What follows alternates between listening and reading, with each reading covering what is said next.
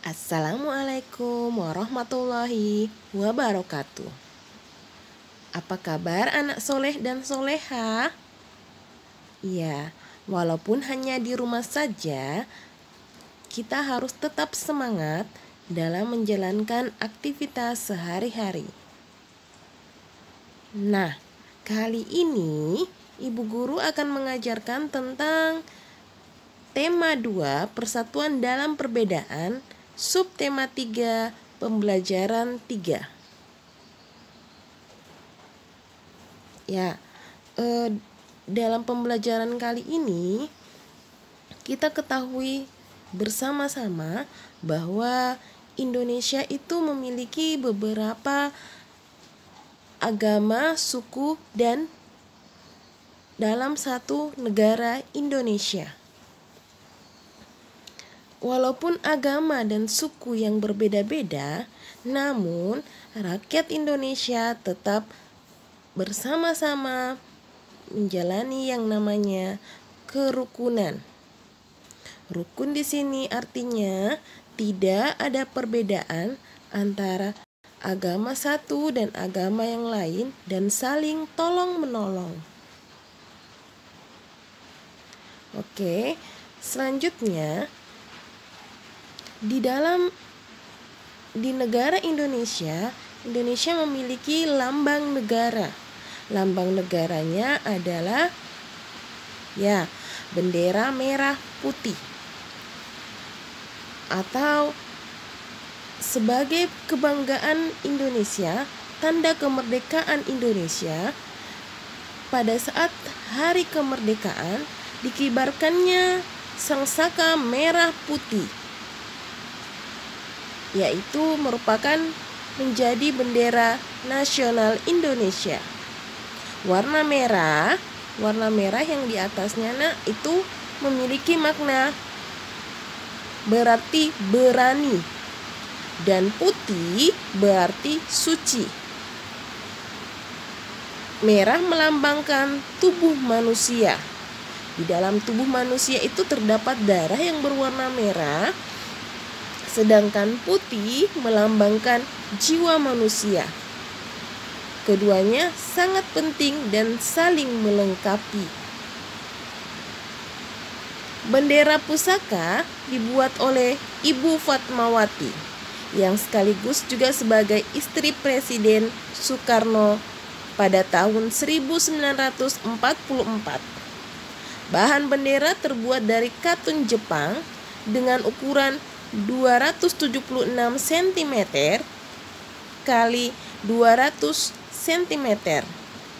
Sejak tahun 1946 sampai dengan 1968, bendera tersebut hanya dikibarkan pada setiap hari ulang tahun kemerdekaan Republik Indonesia. Karena bendera ini sudah tua, sangsaka merah putih terakhir kali berkibar itu pada tahun 1969. Bendera disimpan di Museum Nasional. Pemerintah kemudian membuat bendera duplikat dengan ukuran 300 cm kali 200 cm. Jadi yang anak-anakku sekalian perhatikan pada yang dikibarkan pada 17 Agustus kemarin itu bukan sangsaka merah putih yang asli, karena sangsaka merah putih itu sudah tersimpan di museum. Oke, selanjutnya pada muatan IPA kita belajar tentang pelestarian tumbuhan dan hewan berdasarkan lingkungan hidupnya. Pelestarian tumbuhan berdasarkan lingkungan hidupnya yaitu tumbuhan bunga Padma raksasa atau biasa kita sebut dengan Rafflesia. Memiliki mahkota berwarna merah dan mengeluarkan aroma bau busuk seperti bangkai untuk mengundang hewan penyerbuk. Rafflesia ini membutuhkan waktu hingga 9 bulan untuk tumbuh dan masa mekar bunga Rafflesia 5-7 hari. Oleh karena itu, pemerintah sangat diperlukan dalam pelestarian tumbuhan ini. Karena tumbuhan ini sangat langka.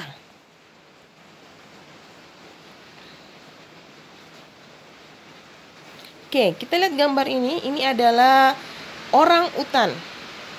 Saat ini jumlah orang utan di Indonesia sangatlah sedikit.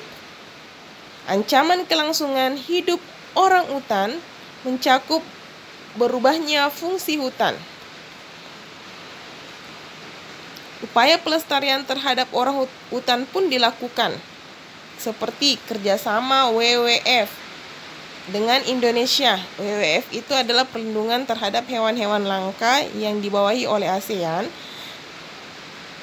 yang bekerja sama dengan Indonesia dengan pemerintah dalam mengembangkan rencana tata ruang ekosistem sebagai upaya pengembalian hutan sebagai habitat orang utan. Mengapa habitat orang utan sudah tidak baik? Karena sebagian besar orang utan yang selamat dilindungi di tempat penangkaran atau penangkaran khusus. Habitat orang utan sekarang itu sudah sebagian besar kan ada di Kalimantan, di hutan Kalimantan. Dan tempatnya mereka hidup, orang utan hidup ini sudah ditempati untuk pertambangan dan pembukaan lahan untuk lahan pertanian. Makanya habitat orang utan sudah tidak banyak lagi. Makanya mereka perlahan-lahan punah. Selanjutnya, gajah Sumatera. Gajah Sumatera ini termasuk hewan langka karena jumlahnya semakin tahun semakin menurun. Faktor penyebabnya antara lain perburuan dan berubahnya fungsi hutan menjadi permukiman dan perkebunan. Sebagai langkah pencegahan dari kepunahan, pemerintah menetapkan beberapa wilayah sebagai pusat konservasi gajah Sumatera. Konservasi itu sama dengan penangkarannya, tempat dirawatnya itu gajah, tapi tetap dia di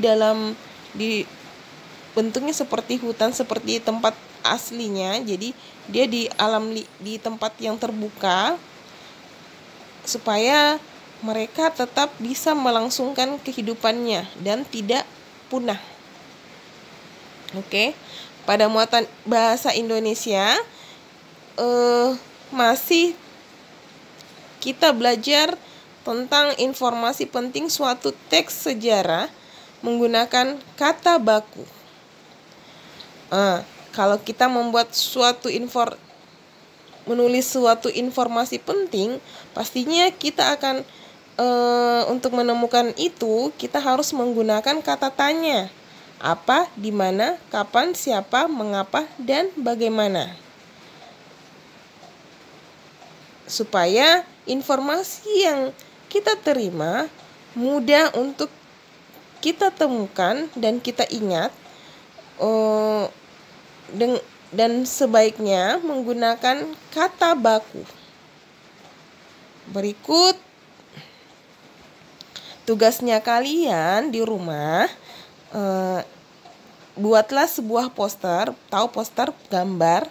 Buat gambar untuk mengajak para pembacanya, untuk mengajak para yang lihat poster kalian tersebut, bagaimana cara untuk melestarikan hewan atau tumbuhan yang langka. Karena agar kita saling menjaga hewan-hewan langka yang sudah hampir punah.